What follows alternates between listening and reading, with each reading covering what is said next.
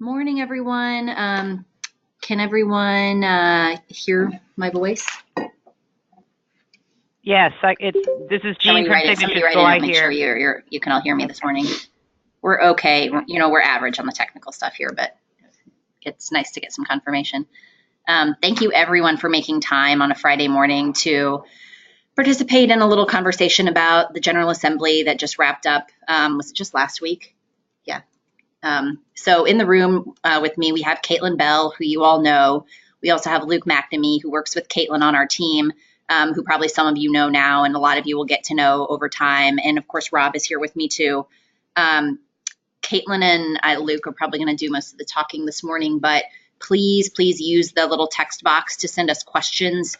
We appreciate those of you who sent in some questions ahead of time. Caitlin's going to try to concentrate or particularly hit on issues that we know that are a big issue. But yeah, on the whole, please speak up. Please send in your note, message or questions. Let us know if you can't hear us or anything like that, and we will do our best to make this a productive hour if we need it all. So again, thank you, and take it away. Good morning, everyone. Go ahead and get started. Wouldn't that be this? Wouldn't that be the stairwell? So wouldn't it be the slide? Assuming that we can change. Wouldn't it be this? I mean, the stairwell going. No, the answer is I don't. Good morning. Okay, sorry guys. Told you we're average on the technical stuff. I'm trying to change the page, but there we go. There we go. So this just kind of gives everyone an overview of the number of bills that we dealt with this session. Obviously, these aren't all education related, but we started out with almost 900 bills. When you add in all the resolutions, there were probably closer to 12 or 1,300 to deal with, but we ended up with 212 bills on the governor's desk. So 24% of all the bills that were introduced became law. Have fun with kids. So I'm sure that most of you have heard or seen in the media that the legislature didn't quite finish their work. So they have to be done by midnight on the final day. They ran out of time. There are all kinds of reasons and fingers being pointed and guesses for why that happened. I think there's probably a little bit of blame to go all the way around. But ultimately, the governor's calling them back for a special session in mid-May. It's going to be short, probably a day or two, and they're going to limit the issues they talk about. School safety, 1230 will definitely be one of those. And then were a handful of bills, or a few bills that dealt with some federal and state tax provisions that needed to bring the state into compliance given the federal changes. The big one that applies to most schools will be the school safety bill. So we'll see them back in mid-May. They have to go through the entire process, so it's not just we'll pick up with the conference committee report that we left off with. They'll have to do first reading, second reading, third reading, and then switch houses. My guess is that when they come back, they'll have an agreement to all the bills, and they'll move through pretty quickly. So we'll go from there. So here are kind of some of the basic issues that I'm going to talk about. School funding fix, workforce development, which is a focus of the governor, diplomas and high school assessment, kind of a various ed bill. School safety language, again, that did not pass, but they're coming back, so I want to make sure you all know what was in that. And then just a handful of other bills that have some charter language in them. So the school funding fix, as all of you are aware, the estimates that the budget bill included last year were off based on current enrollment that we saw this year. I think they're still trying to figure out exactly where those numbers came from. They believe some of it came from an increase to number of schools that are providing what they call transitional kindergarten or early kindergarten programs, where they're essentially enrolling 4-year-olds and putting them through 2 years in kindergarten. It's a small number, but it's something that they found when they were reviewing these numbers. There's also a concern, they don't know if these are new students or not, but just a concern with the number of virtual programs that traditional school corps are starting, separate from the virtual charter schools. They just realized that we don't really have data or know which schools are doing what in enrollment policies. So this bill, first and foremost, will transfer money from the tuition reserve fund. So we already had money available. The legislature was wise in setting this fund up to make sure we had money in case this happened. So every school should receive the funding they were expected to at the beginning of the year. It'll also require some reporting on any corps that have virtual programs. And the bigger change, I think, that's going to impact some of you all will be the August 1 start date. So if a kindergartner is not 5 by August 1, you will not be able to receive state tuition support for them moving forward. A little bit more on that piece. We've heard from a couple charters. I've talked with the department and also some of the fiscal folks at the State House. So again, the point of this was the legislature realized there were a number of corporations that were the state's paying for kindergartners to attend twice. So instead of enrolling them in a pre-K program, they're doing like 2 years of kindergarten. So this is the statute, the current law. This isn't what they passed this session. This has been an existing law. And it sounds like some schools have that there are different policies, a wider range of policies. The department is working on updating their guidance to the field about how this will look moving forward. But as you kind of take a look at this, it would be great to know, you don't have to let us know right now, but shoot Marcy or I or an email. If your school will be impacted by this change in the law, and how many students do you think it'll impact in the coming year? Also, if you do operate some type of a transitional early kindergarten program, please let us know and how that works, just so we can get a better understanding. I did see a question come in, so give me a second here, trying to get, okay. Oh, there you go. So yes, but it looks like Barb asked if they'll be able to allow any early entrants, even if they've already done assessments. From what I've been told, because we've had a couple of these questions already come in, that no, if they are not 5 by August 1, you can still enroll them. You just will not be able to receive state funding for them, tuition support. So if you have funding in other areas that you can use to cover that, you can keep them in there. But at this point in time, unless they make some change during special session, and the early indication I got when I asked about that was it was unlikely that they would make any changes. But that's kind of the reason for, please let us know how much this will impact you, how many students you expect this to be, so that we can share that information with legislators, and potentially maybe there could be a change in the special session to at least clarify, maybe move it back to October 1 or something like that. So there's another question about virtual program reporting. Did we get the sense that they're wanting to reduce funds for the students in virtual programs? So the Senate has always been kind of anti-virtual education. As you all know on the phone, virtual charter schools get funded at 90%. If they're going through a traditional program, they get funded at 100%.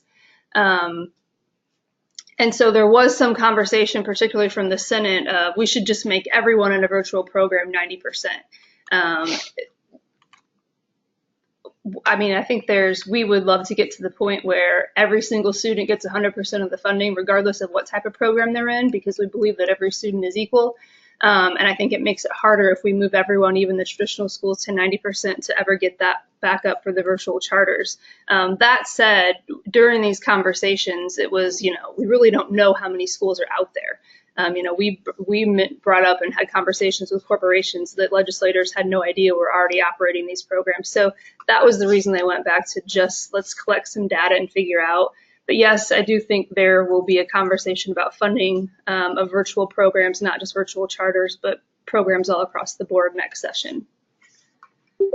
So moving on to the workforce development stuff. So the workforce is really the governor's big push. House and Senate leadership also made it part of their agenda. There's not a whole lot, particularly in 1002, that ties directly to K-12. But this is all leading up to a bigger workforce issue next year that will tie to K-12. So I just want to make you all aware of it. House Bill 1002 is really about kind of realigning and figuring out where we spend our money and how best do our training program. So we spend about $1 billion annually on 30 different training programs and about 9 different state agencies. There's a lot of people that believe we could better utilize that money and make a bigger difference in the lives of people if we had a better handle on it. Really the only K-12 provisions in this are around the apprenticeships. It'll be approved by the State Board of Ed. This language matches some languages in House Bill 1426 as well. They just have to be approved by the Federal Department of Labor. And then CTE students will be able to voluntarily release information. So if I'm in a CTE course and I know there are employers looking for people who are trained in whatever field you're in, you can volunteer to have that information sent directly to them so that those employers could actually work with the school to recruit some of those students. Senate Bill 50 was kind of the companion bill to House Bill 1002. This creates the governor's workforce cabinet, which is really just kind of replacing another existing council. There will be members, CTE directors, the superintendent, higher ed folks will all be a part of this board.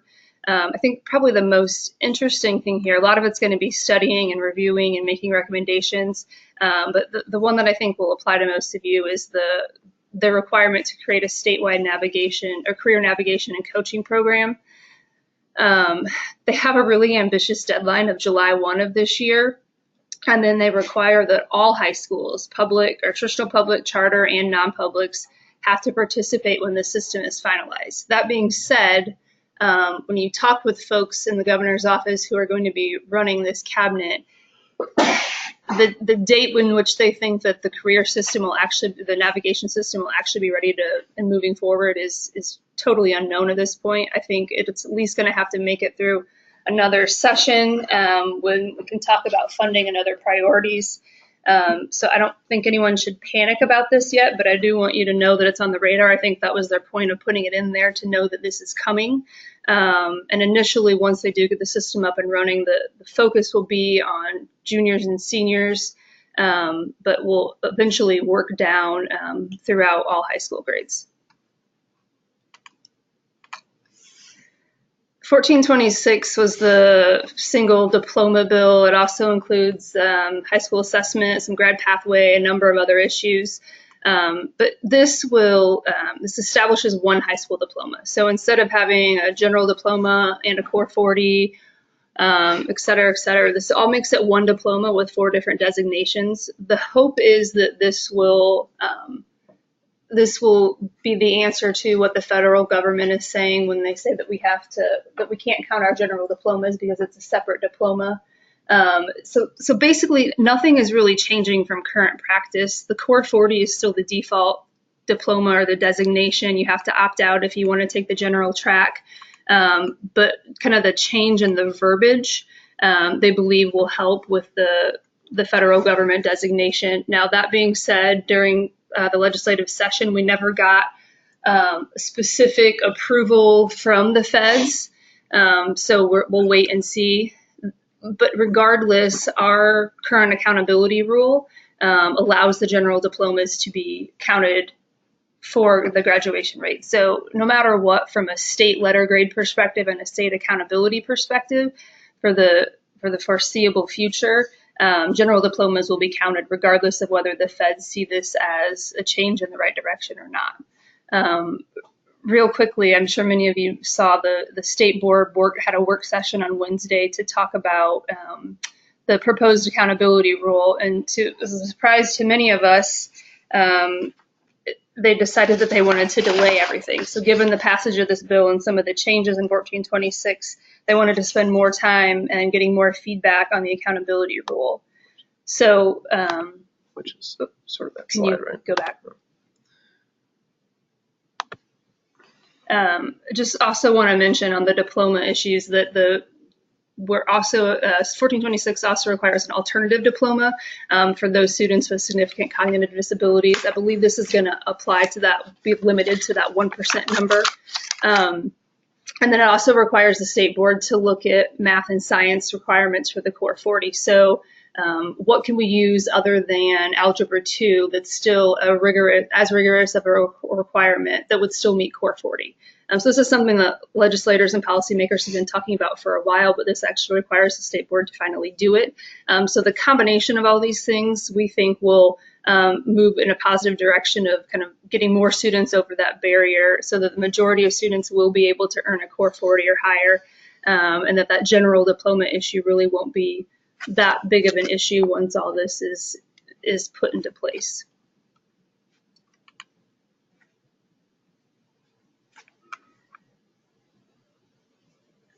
So for the high school assessments, right, we're moving past the end of course assessments, and we'll be required to give a college entrance exam. So the SAT or ACT, this will begin in the 2021-2022 school year. So this was part of the reason why the state board wanted to delay, I believe, because we'll still be given the ECAs for a couple more years. And that way, when we change the A through F system, it will hopefully align with the change when we're giving the high school assessment. So this does eliminate the ECAs. The last administration will be in the 1920 school year. It also eliminates the need for AccuPlacer. I think in practice, schools who want to be able to, the state already pays for schools to take the PSAT, so that could be used in place of AccuPlacer if schools are looking for a tool. And then it also requires the DOE and the state board to scale scores so that we can compare ISTEP and iLearn once we transition from those tests. So graduation pathways and waivers, there's a little bit of language in here. So as you all know, there have always been waiver language on how to get a diploma waiver. They put language in here that incorporates some graduation pathway language. So a waiver process remains when the graduation pathways goes into place. It also allows anyone to use the graduation pathway option immediately. So you don't have to wait until they're required when it's moving forward. So if you have a student who's not passing the ECA but meets other requirements and outlined in pathways, you can go ahead and move that student forward. Carrie asked about when will we know about ACT, SAT cut scores. I assume you're talking about what that proficiency rate will be, and that will have to wait until the state actually adopts it. So we won't be able to give either the SAT or ACT. The state will have to put out an RFP, and it'll be one assessment. The feds require us to give one assessment that we compare. So once we determine through an RFP if we're giving the ACT or SAT, then CHE is the one responsible for determining what that scale score is. So I think we'll know that at that time. But it will from what they all talked about during the graduation pathways conversations, where there'll be a scale score that's for school proficiency used for accountability that doesn't match what our colleges are using as an entryway. So just because you may be proficient from an accountability standpoint doesn't mean that that individual student will be admitted into Purdue. You touch on the enrollment. So the charter enrollment piece, this language was kind of added in the House. It just simply says that if free and reduced lunch students is a priority and a part of your charter agreement and the authorizer approves it, then you can use that as a preference. It just adds to that list of existing preferences for charter school enrollment policies. And then there's also some study committee language that kind of loops into all of the workforce conversations about what does it take to have adequate career counseling for students. This is going to be an ongoing study. And it likely may get lumped in with the governor's workforce cabinet. So it won't be something they have answers to at the end of the year, but kind of a couple-year process as we work through the workforce issues.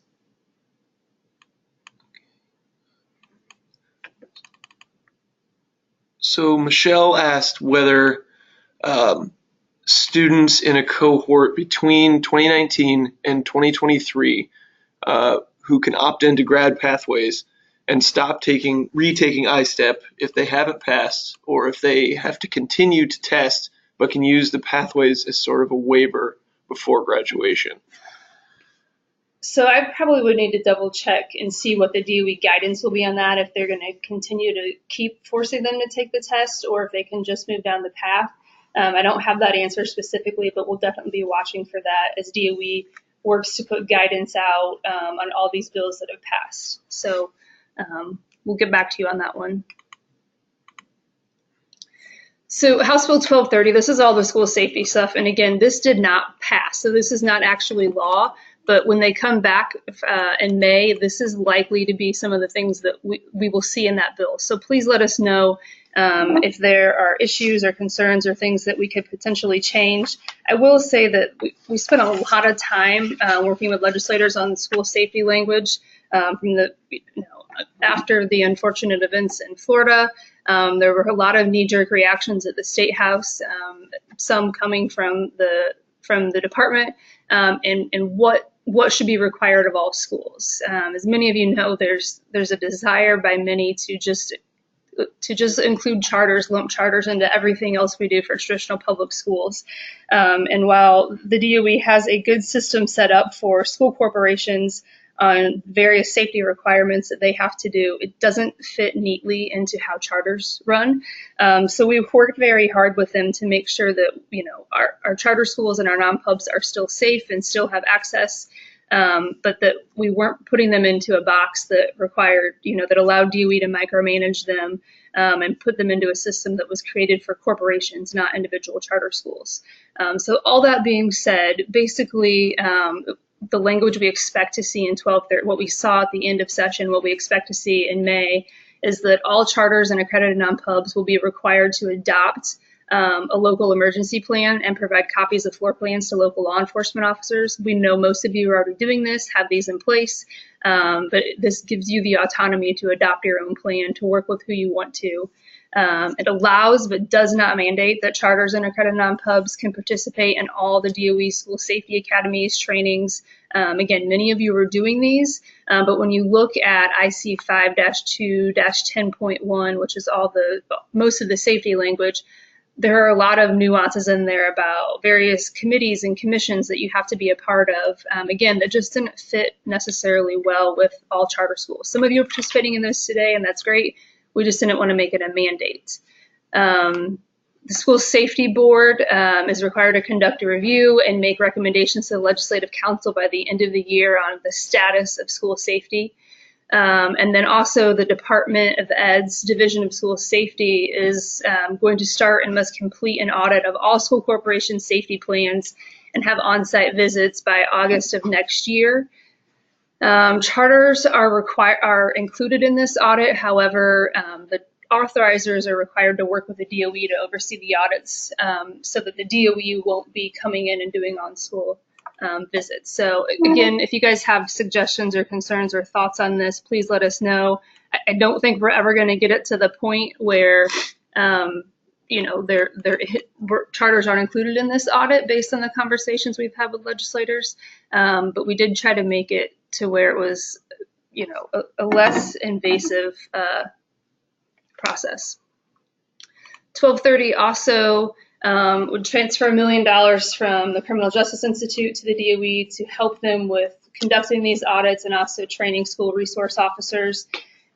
Also appropriate $5 million to the Secured School Fund. This is an existing fund that the Department of Homeland Security runs. Charters have access to it. You can apply for grant funds. It does require a local match, but to improve any school security and or hire or pay for school resource officers.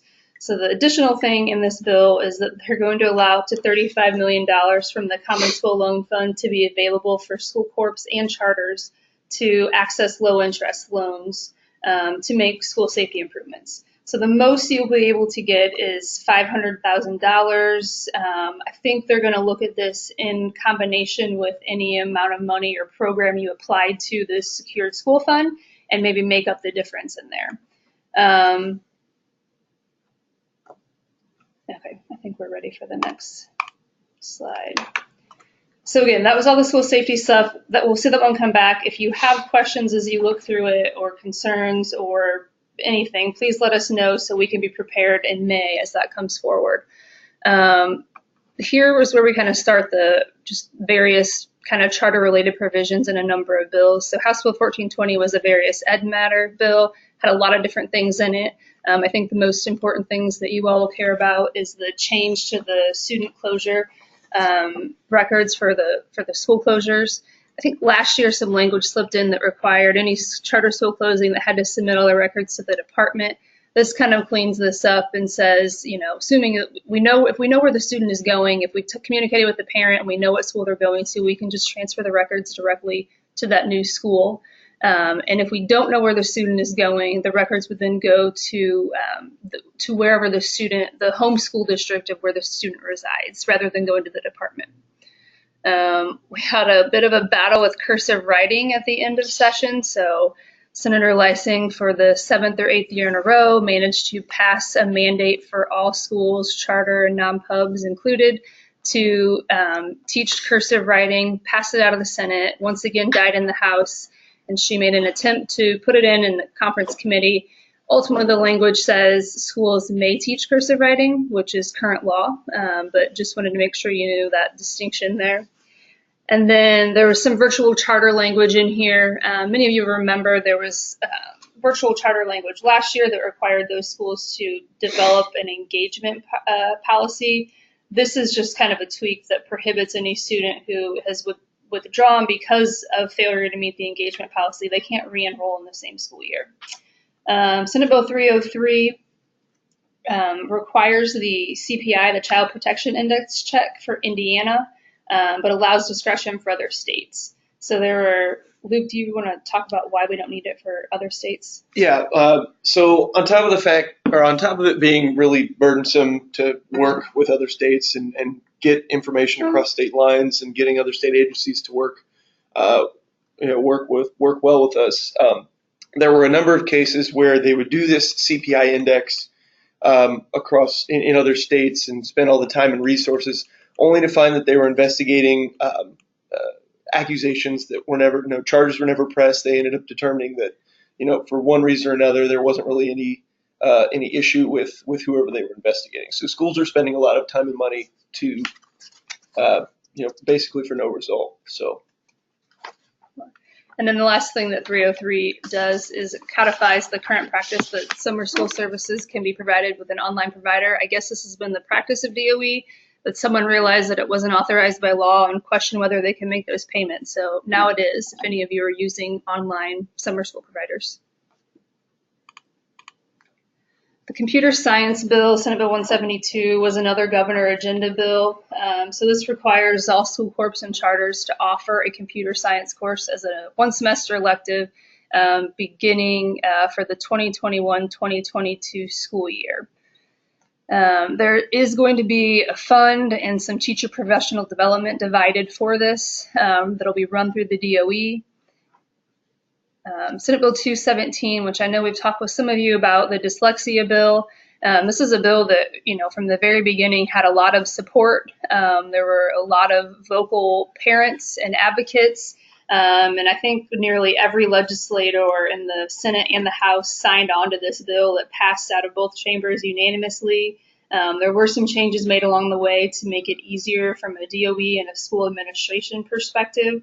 I know everyone is not thrilled about some of these new requirements, but I do think there's no one could refute the fact that there's anywhere between 10 and 20% of the student population that does struggle with dyslexia, and that we as a whole are not doing the best job of identifying and providing services for those students. So the bill has a lot of different details in it. We'll be watching DOE closely for their guidance on this, as they'll play a key role in how this is administered, but essentially requires each school corporate and charter to employ or share services of some sort with a reading specialist that's trained in dyslexia. So the bill kind of details what that means. It doesn't mean a master's, anyone with a master's or specifics. The training can be done online from what I've heard, and I believe that DOE is going to provide some of that training. If not, that's something that, we as the association could look to help out if possible. This could be, an existing teacher or paraprofessional, so it doesn't have to be a new person. Again, please work with us and let us know your questions as we work through this. We want to make sure that it's workable. I'll jump in here real quick too, Caitlin. This is Marcy. We are already in the process of sort of gathering as many resources as we can find, and making sure that we present to you some of the better options for training or whatever, least expensive, least onerous. So be looking in the coming weeks and months for some resources from us on that to help. Also requires the DOE to approve a dyslexia screener. I believe they put this, they put this kind of in the same language where the iRead K through 2 is. So I think they're going to have to do some work to make sure that the current assessment there is considered a dyslexia screener. Again, we'll be watching closely for DOE guidance on this and moving forward.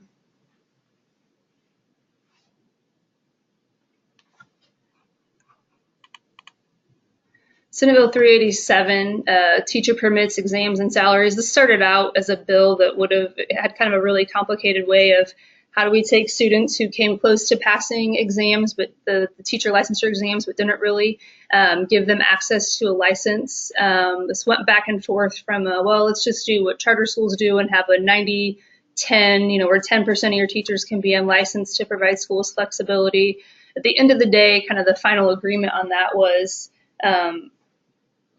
legislators couldn't come to a final agreement on language they liked, so they decided that the emergency permit was close enough, which is already an existing law. It does have for some differentiation pay and some supplemental pay to SPED and STEM teachers. This is mostly going to affect those schools that collectively bargain, so probably no one on this call. Also requires DOE to issue a RFP for a new educator licensure test. And they have to do a lot of reporting and submit some documents to the legislature regarding some data and information on the teacher licensure test. So it really kind of brought to a head that many people seems to be unclear of what some of the problems are moving forward with the test. So they hope to get information on that so they can make an informed decision and make sure that we're giving our teacher candidates a worthwhile, meaningful test. And then finally, it establishes a career specialist permit, which has specific hour and training requirements. So essentially you've got an individual career, someone who's worked at Lilly is the example everyone likes to throw out, but so many hours of experience in a content that can gain access to a teaching license that may be a content area specialist. Moving on to House Bill 1421, the school discipline bill.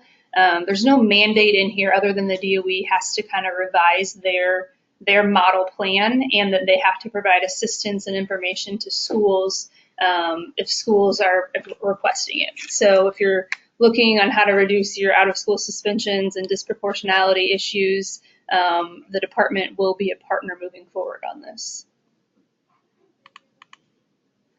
So this is just kind of a list of a number of bills that died along the way or that didn't make it very far to begin with. Luke and I spend probably a good chunk of our time on trying to make sure that some issues never come to light. So the student journalism bill, as you know, many of you know, had a hearing and ended up failing on the House floor. This is the second year this bill has come back. I'm sure we'll see a version of it next year. So just keep sharing your ideas on what we can do with that, if anything other than just continuing to kill it.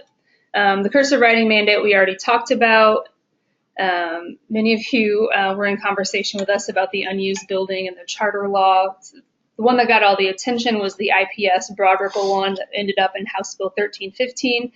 Essentially would have allowed a carve out to let them sell their building without giving access to charters. The problem with that, right, because I know there are some people who can advocate either way on where IPS is and whether it makes sense or not. But the problem is there are other bills and other people who want these same carve-outs. So House Bill 1124 was a bill by Representative Chris May, who wanted a carve-out for specific school corporations in his district. And so as soon as we let one carve-out, then there become many. So this is an ongoing issue. We talk about it every year. We know the unused building law is far from perfect. But until we figure out a better system for making sure that charters have access to facilities and facility funding, we want to make sure that this remains an avenue. There were a number of kind of scary charter school bills filed at the beginning. One of them was actually filed by Senator Cruz, which made us all a little bit nervous because he's been a great supporter over the years. But these were essentially bills that policies we see being recommended by the teachers unions, and how do they hamstring charters? How do they give DOE more authority to micromanage? A variety of these things were seen in Senate Bills 315, 350, and 406.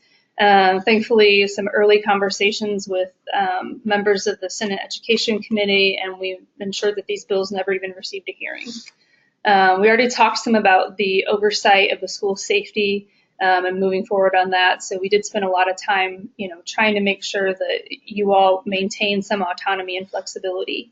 And then we also talked a little bit about the virtual charter funding attacks. We know those are coming in next year, and to us, this is a bigger issue than virtual versus traditional. It's every child should get equal funding, and so it's part of our equitable funding issue. So just a reminder, this is the link that we shared at the beginning of session.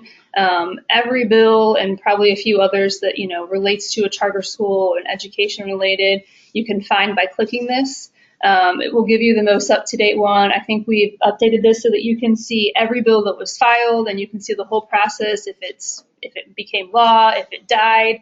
The only thing that I want to point out on this is, so like House Bill 1230, where we got to a conference committee report that wasn't adopted. When you go to that bill page, what shows up in this document is the last bill. It's not the conference committee report. So there's a link in there where you can click on the bill. So if you want to read House Bill 1230, you click on the link for 1230, and on that bill's homepage, there's kind of on the left-hand side, there's a column that says conference committee reports, and that's where you will find the last language. So if anyone has problems finding that, just let us know. We'll be happy to shoot it to you. But I just wanted to point that out. So I know we've answered a couple questions along the way, but if anyone has any others now, please feel free to send them in. Do you want to, Luke, maybe we can unmute people. It might be easier at this point to, if you want Caitlin to go over something that she went over, if you want to get more details or just have her go over something one more time, if there are other questions on your mind, please just go for it at this time.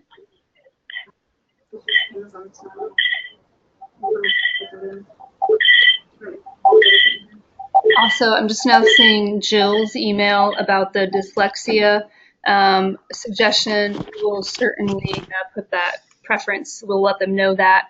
And Jill, if you have any other information, kind of background information you can share about what maybe you're using at your school or not, please, that would be helpful for us to know as well.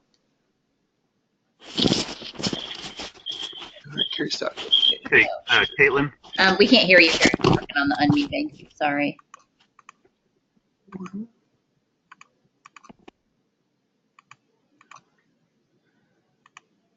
Yeah, all right. Just a sec. We'll be right back. Yeah, your speaker volume is. All right. I think we're good now. So go ahead, Carrie.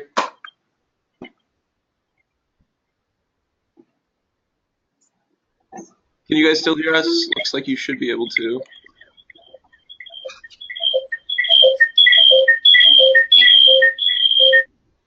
There we go. Someone asked if we will email this out. Absolutely, Marcy, we'll send it all out to you. Yep, we've been recording, and we'll send it out and we'll post it on our website as well, so you can share it with your friends or review it anytime you need.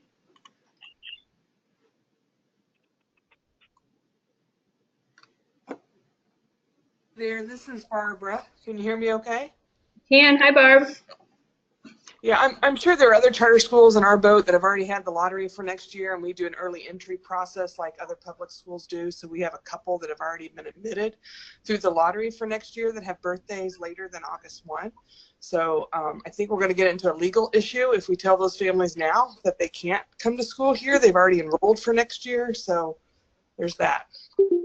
That's helpful to know. We'll be sure to pass that along. You don't have to let us know right now, but if you know about how many students directly will be impacted, we're trying to share those numbers with the State House fiscal folks so they realize just how big of an issue this is. Yeah, it's just a couple. I can't imagine any school, if they do this appropriately, is not more than just a couple. But you know, it's obviously a legal, I think, issue if those couple aren't able to still maintain their enrollment for next year. All right, thank you. Please let us know, all of you. You can email me at any time if you have some students in the same boat.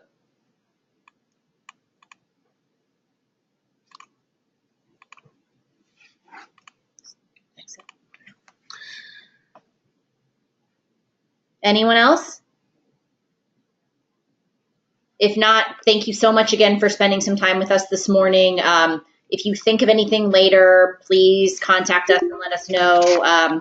And, you know, for better or for worse, we'll be back at you with updates during the special session. And, you know, then sooner than later, we'll be talking about gearing up for budget session again next year. So it never ends. We really thank Caitlin and Luke for the immense amount of work they do every year.